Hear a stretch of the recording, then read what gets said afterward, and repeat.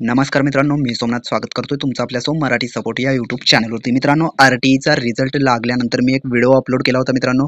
R-T-E result कसा पाहायचा, तर त्यावरती भरपूर जणांच्या कमेंट आलेल्या आहेत मित्रांनो. त्याच कमेंटला रिप्लाय मी या व्हिडिओमध्ये देणार आहे मित्रांनो. ज्यामध्ये मित्रांनो, this application is not selected in any school असं का दाखवत आहे. वेटिंग लिस्टमध्ये नाव आलेलं आहे पण सिलेक्शन लिस्टमध्ये दाखवत नाहीये. तर यावरती भरपूर कमेंट आलेल्या आहेत, तर त्या कमेंटला उत्तर देण्याचा प्रयत्न आपण या व्हिडिओमध्ये करत आहोत.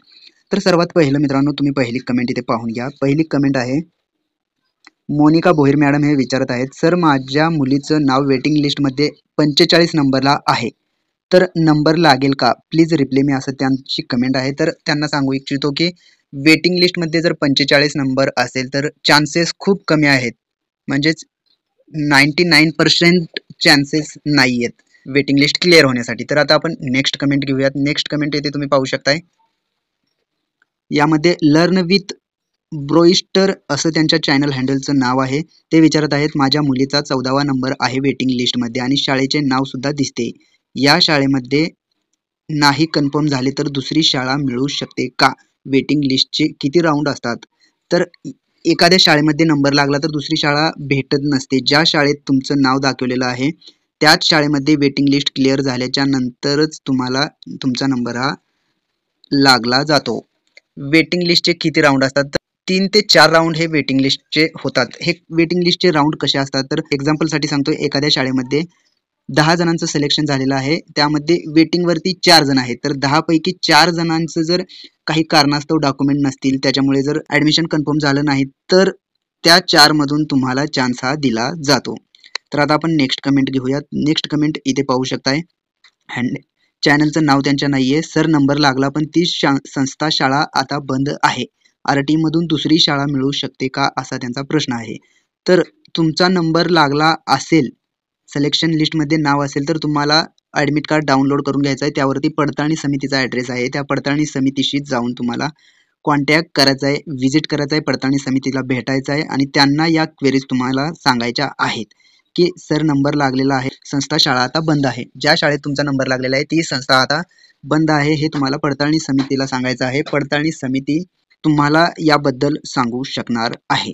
तर आता आपण नेक्स्ट कमेंट घेऊयात. नेक्स्ट कमेंट आपण इथे पाहूयात. अभि बोंद्रे सर हे विचारत आहेत, वेटिंग लिस्टला 2 नंबरवर आहे, पण त्यासाठी जे स्कूलचे नाव दाखवले आहे ते स्कूल बंद झाले. जर कन्फर्म झाले तर दुसऱ्या स्कूलसाठी ॲडमिशन घेताना त्याचा काय उपयोग, सिलेक्शन होईल का, असं त्यांचं म्हणणं आहे. म्हणजेच वेटिंग लिस्टला जर तुमचा 2 नंबर असेल पण त्यासाठी जे स्कूलचे नाव दाखवले आहे ती शाळा बंद झाले, म्हणजे शाळा बंद आहे असं तुम्ही म्हणताय, तर वेटिंग लिस्ट क्लिअर झाल्याच्या नंतर तुमचे चान्सेस आहेत. वेटिंग लिस्ट 2 नंबर आहे तर तुमचे चान्सेस आहेत आणि तुम्हाला SMS आल्याच्या नंतर तुम्ही पडताळणी समितीकडे जाऊन या क्वेरी तुम्ही सांगायचं आहे की स्कूल ती सध्या बंद आहे, मग पडताळणी समिती निर्णय घेणार आहे. नेक्स्ट कमेंट आपण पाहूयात. नेक्स्ट कमेंट तुम्ही इथे पाहू शकताय, मनीषा झोरे मॅडम हे विचारत आहेत, माझ्या मुलीचं वेटिंग लिस्टमध्ये नाव आहे 13 नंबरवर, काही चान्स आहे का नंबर लागण्याचे? तर वेटिंग लिस्ट पद्धत ही ज्यांचं सिलेक्शन झालेलं आहे त्यांच्यापैकी काही जणांचे डॉक्युमेंट नसतील तर त्यांचं ॲडमिशन होत नाही, असे काही जणांचाच प्रॉब्लेम असतो. नेक्स्ट कमेंट तुम्ही इथे पाहू शकताय, रजनी वर्मा सर हे विचारत आहेत, दिस ॲप्लिकेशन इज नॉट सिलेक्टेड, मग सेकंड लिस्ट लागणार आहे का, यांचा प्रश्न आहे.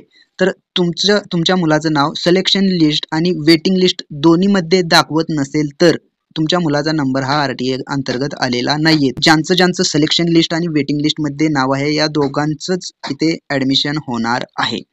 तर आता आपण नेक्स्ट कमेंट घेऊयात. नेक्स्ट कमेंट इथे आपण पाहूयात, सागर गुंडेळे सर हे विचारत आहेत, वेटिंग लिस्टमध्ये 6 नंबर आहे. ओके, नेक्स्ट कमेंट आपण घेऊयात. रेखा गोसावी मॅडम हे विचारत आहेत, वेटिंग लिस्टमध्ये नाव आहे, नंबर लागेल का सर? तर वेटिंग लिस्टमध्ये नाव असेल तर चान्सेस हे खूप कमी असतात. नेक्स्ट कमेंट आपण घेऊयात. नेक्स्ट कमेंट हर्ष कपुरे सर हे विचारत आहेत, वेटिंग लिस्टमध्ये नाव आहे पण सिलेक्शन होईल का, असा यांचा प्रश्न आहे. तर आत्ताच आपण उत्तर पाहिलेलं आहे. सिलेक्शन वेटिंग लिस्ट नंबरवरती असतं. वेटिंग लिस्ट 1-2 असेल तर चान्सेस असतात आणि 10च्या वरती जर असेल तर चान्सेस खूप कमी असतात. तर आता आपण नेक्स्ट कमेंट घेऊयात. इथे तुम्ही पाहू शकताय संदीप आखाडे सर हे विचारत आहेत ॲडमिट कार्ड कधी काढायचं सर. तर ॲडमिट कार्ड हे तुम्हाला सिलेक्शनचा SMS आला असेल किंवा तुमचं सिलेक्शन डायरेक्ट SMS न येता तुम्ही पोर्टलवरती जाऊन तुमच्या बालकाचा ॲप्लिकेशन नंबर टाकून सर्च केल्याच्या नंतर तुमच्या मुलाचं नाव सिलेक्शन लिस्टमध्ये दाखवत असेल तर तेव्हाच तुम्हाला ॲडमिट कार्ड डाउनलोड करायचं आहे. त्यानंतर तुमचा ॲप्लिकेशन फॉर्म हा डाउनलोड करायचा आहे पोर्टलवरून.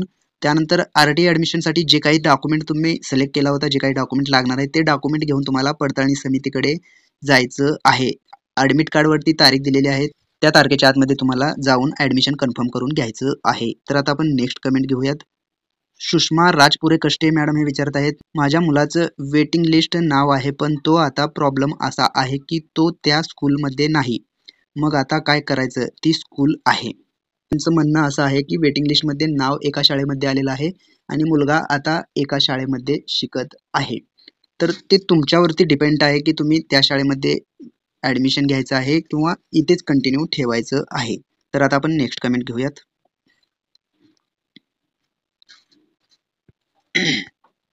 नेक्स्ट कमेंट तुम्ही इथे पाहू शकताय.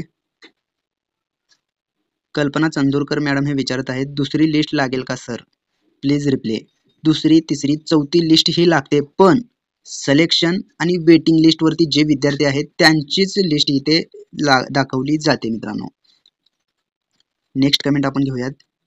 हँडलचं नाव नाही आहे माझ्या मुलीचा नंबर लागला अशी त्यांची कमेंट आहे.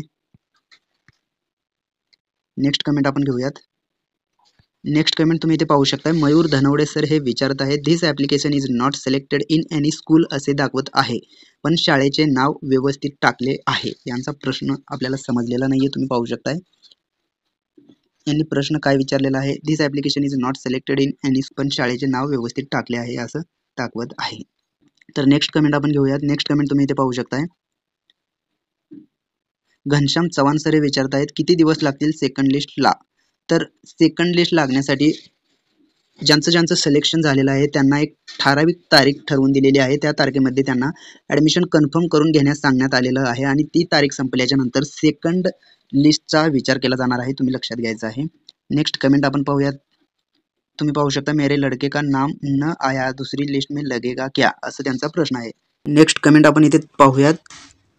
श्रीकांत पवार सर हे विचारत आहेत माझ्या मुलीचं पण नाव नाही यादीमध्ये आणि वेटिंग लिस्टमध्ये पण नाही, म्हणजे आता येणारच नाही का नाव कोणत्याही पुढील यादीमध्ये. तर यांचा प्रश्न एकदम अत्यंत महत्त्वाचा आहे, कारण तुमच्या बालकाचं नाव जर सिलेक्शन आणि वेटिंग लिस्टमध्ये आता सध्या नसेल तर दुसरी ज्या काही राऊंड येणार आहेत त्या राऊंडमध्ये तुमच्या मुलाचं नाव दाखवलं जाणार नाही आहे, कारण येणारे राऊंड हे सिलेक्शन आणि वेटिंग लिस्ट यामधलेच तुम्हाला दिसणार आहेत.